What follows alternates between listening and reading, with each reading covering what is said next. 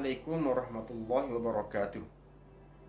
Pada kali ini kita akan sama-sama mempelajari Pendidikan Islam tahun 3 bidang adab dengan tajuk Cintakan Sunnah Rasulullah sallallahu alaihi wasallam. Mari kita perhati dan baca. Apakah yang dimaksudkan dengan sunnah? Pengertian sunnah Rasulullah sallallahu alaihi wasallam ialah sesuatu yang bersumberkan daripada Nabi Muhammad sallallahu alaihi wasallam. Bersumberkan iaitu berasal. Dalam bentuk ucapannya, ini kata-katanya, perbuatannya, sifat diri Nabi serta akhlak yang diberitakan, yang diceritakan oleh sahabat baginda.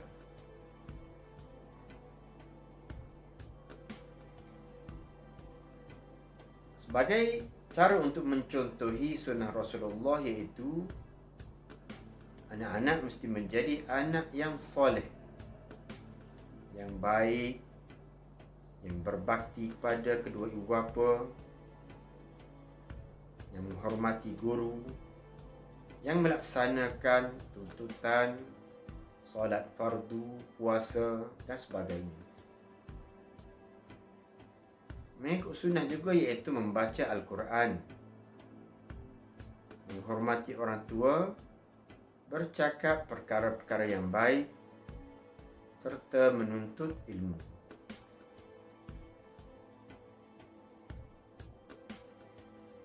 Mari kita baca dan faham ayat Al-Quran berkenaan dengan tuntutan kita mengikut contoh teladan Rasulullah sallallahu alaihi wasallam. Itu wama atakumur rasulu fakhudhu wama nahakum anhu fantahu. Surah Al-Hasyr. Maksudnya, apa yang diberikan Rasulullah kepadamu, maka terimalah. Dan apa yang dilarangnya, maka tinggalkanlah. Di antara suruhan Rasulullah sallallahu alaihi wasallam iaitu menutup aurat. Aurat orang perempuan iaitu seluruh tubuh badannya kecuali muka dan kedua tangannya hingga pergelangan. Suruhan Rasulullah juga iaitu supaya kita mengasihi kepada ibu bapa, menghubungkan silaturahim, berbakti kepada ibu bapa, menjaga kebersihan, menggunakan tangan kanan.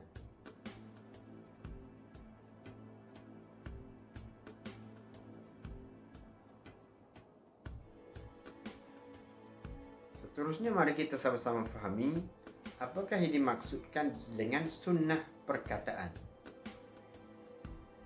Sunnah perkataan ialah semua ucapan Nabi Muhammad sallallahu alaihi wasallam dalam bentuk suruhan, larangan serta galakan.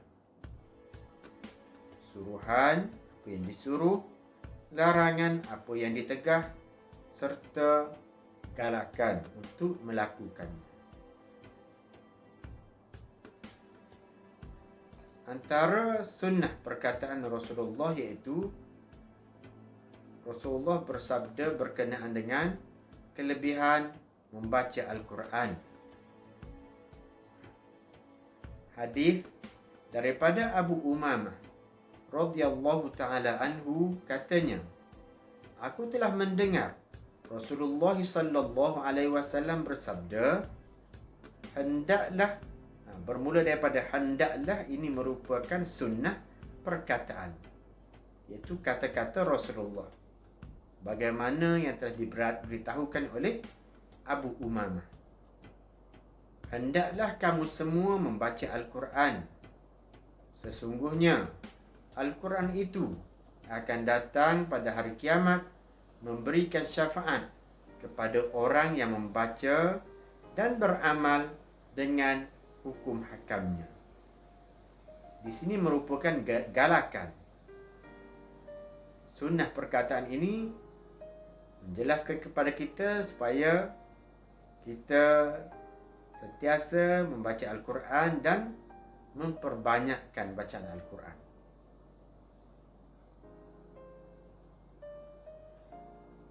Sunnah perkataan juga iaitu Nabi melarang kita jangan sombong dan bangga diri.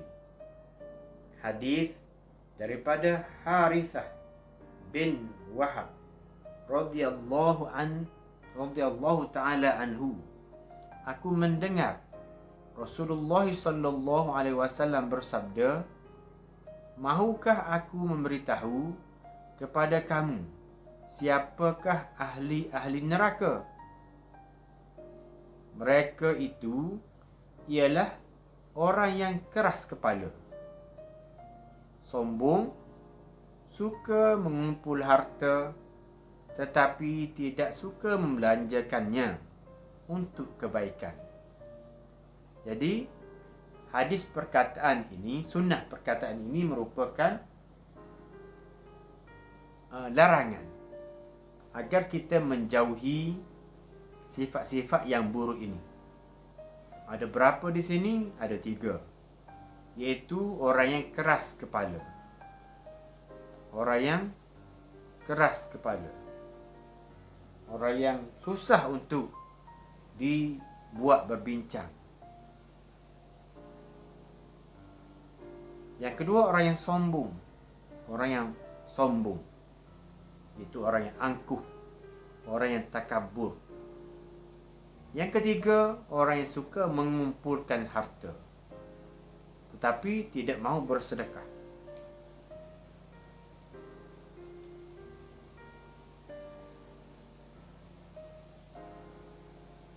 Seterusnya, apakah yang dimaksudkan dengan sunnah perbuatan? Sunnah perbuatan ialah segala perbuatan, kelakuan Nabi Muhammad sallallahu alaihi wasallam yang disampaikan oleh para sahabat baginda. Yang disampaikan, yang diberitahu, yang diceritakan oleh para sahabat baginda. Contohnya, sebagaimana hadis, mengutamakan anggota kanan. Nabi bila melakukan perbuatan yang baik, maka Nabi akan menggunakan tangan kanan atau kaki kanan. Sebagaimana diriwayatkan daripada Aisyah, isteri Rasulullah sallallahu alaihi wasallam, Aisyah radhiyallahu taala anha, bahawa beliau berkata, sesungguhnya Rasulullah sallallahu alaihi wasallam suka memulakan dengan anggota kanan ketika memakai kasut dan juga bersuci, berwuduk. Bila berwuduk, Nabi akan memulakan membasuh tangan kanan dahulu, kemudian akhiri dengan membasuh kaki dahulu. Seterusnya, perbuatan Rasulullah itu merendah diri. Hadis Anas bin Malik radhiyallahu taala anhu menceritakan bahawa Rasulullah sallallahu alaihi wasallam sentiasa merendah diri dan terlebih dahulu memberi salam kepada sesiapa yang dijumpai, walaupun kanak-kanak. Merendah diri. Merendah diri iaitu tidak sombong, tidak angkuh. Yang ketiga, hadis tentang menggosok gigi. Diriwayatkan daripada Hudzaifah radhiyallahu taala anhu bahawa beliau berkata, Rasulullah sallallahu alaihi wasallam apabila bangun daripada tidur, baginda menggosok giginya dengan menggunakan siwak atau kayu sugi. Kayu sugi. Kayu sugi ini ada di tanah Arab. Sekiranya untuk mengetahui macam mana kayu sugi, anak-anak boleh pergi ke kedai yang menjual peralatan ibadah. Ada kayu sugi.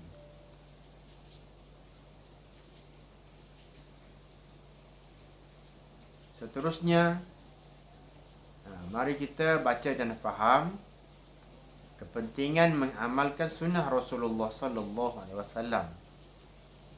Di sini terdapat 5 kepentingan. Yang pertama, menjadi bukti kecintaan kepada Rasulullah sallallahu alaihi wasallam. Yang kedua, mendapat syafaat Rasulullah sallallahu alaihi wasallam di akhirat. Syafaat iaitu pertolongan. Bila seseorang itu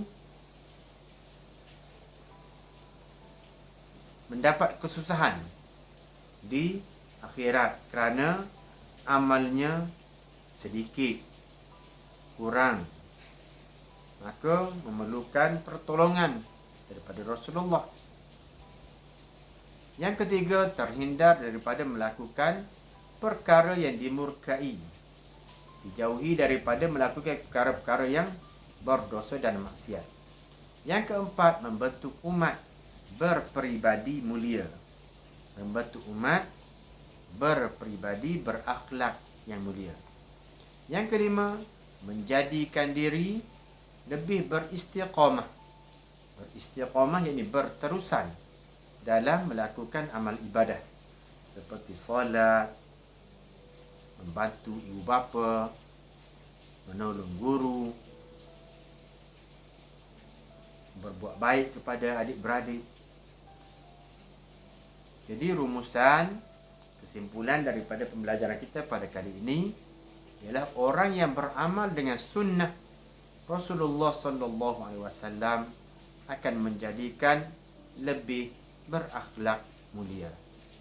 Jadi marilah kita kasih dan sayang kepada Rasulullah serta kita berusaha bersungguh-sungguh untuk mengikuti sunnah Rasulullah sallallahu alaihi wasallam.